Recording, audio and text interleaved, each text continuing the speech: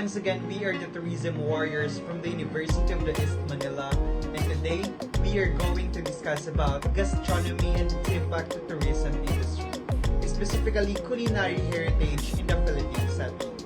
Our group consists of myself, BJ Balanay. My name is Christian Ray Perez Cueto.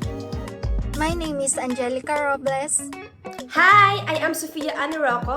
I am Sofia Nicole C. Domingo. I would like to start off with the introduction. In the Philippine context, as quoted, the land in which it was born shaped Philippine food, and so were its cooking processes, ingredients, meal patterns, flavor principles, ways of serving, and social functions. Food is affected by the historical and cultural development of the society and then passed down through generations. In that sense, it contributes to the uniqueness and differences of food as it is compared from one place to another. Food is considered to be a heritage of the community. The United Nations Educational, Scientific, and Cultural Organization, or the UNESCO, defines heritage as a legacies from the past, what we live today, and what we individually or collectively pass on to the next generation.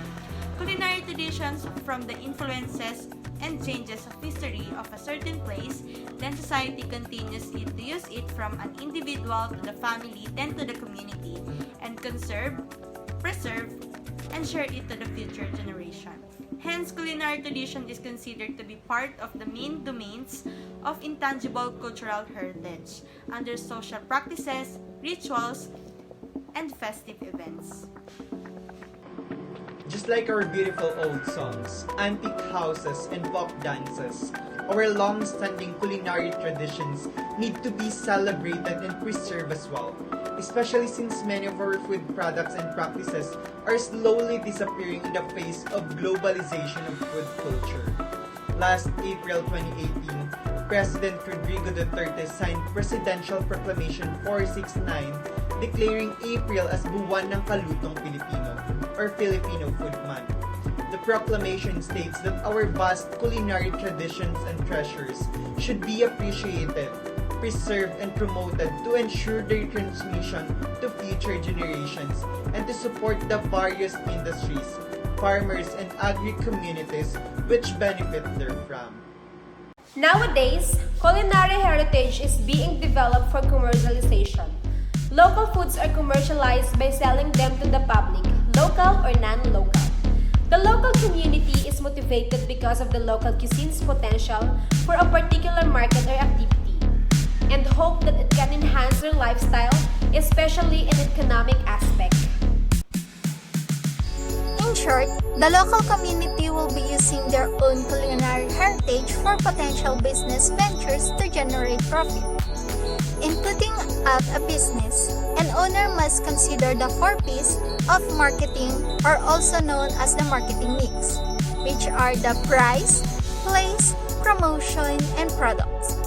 As a rule, an owner or an organization must develop the 4 P's of marketing based on the preference and perspective of the potential market. This can be attained by developing a feasibility studies or just by conducting surveys and interviews. In this case of culinary commercialization, theoretically speaking, there will be an alteration or modification in the preparation, cooking process, or presentation of food that will be based on the preference of the target market. Because of this, the significance of the culinary heritage may be deteriorated, but it is reinterpreted and differentiated from the context of the heritage significance. The demand for food has developed depending on the changing preferences of the consumers. We are living in the fast-paced world and we always wanted to go on the latest trends. Vendors are stepping up their games to meet the expectation of the customers based on the current style and trends of food, or local food or cuisines that are unique to an area are one of the distinctive resources that may be used as marketing tools to get more visitors, like our own adobo. When tourists visit our country, they always look forward to experience Edir's exotic food in Thailand, like bags, cockroaches, and even more. According to UNWTO, one factor why tourists visit a specific location is because of the food, and it leaves a lasting memories to them. Food is not only to satisfy one's hunger, but it can also represent a culture. So, escargot, one of the most expensive cuisine in the Italy, but it's just a small snail, which is abundant here in our country. So, let us not go far. Here in the Philippines, we do have seaweeds, dishes like balot, that comes from only a simple balot, but now we have adobong balot and calderetang balot. That explains that food is now being customized based on the changing reference of the customers. Different stakeholders in a place prioritize conservation of culinary heritage. There are aspects that affect the significance of the culinary heritage as time, modernization, and influence of other culture are concerned. These factors are commercialization, the influence of tourism that determines it as an attraction, globalization, exploitation of culinary heritage tradition, and modernization of culinary techniques and preparations.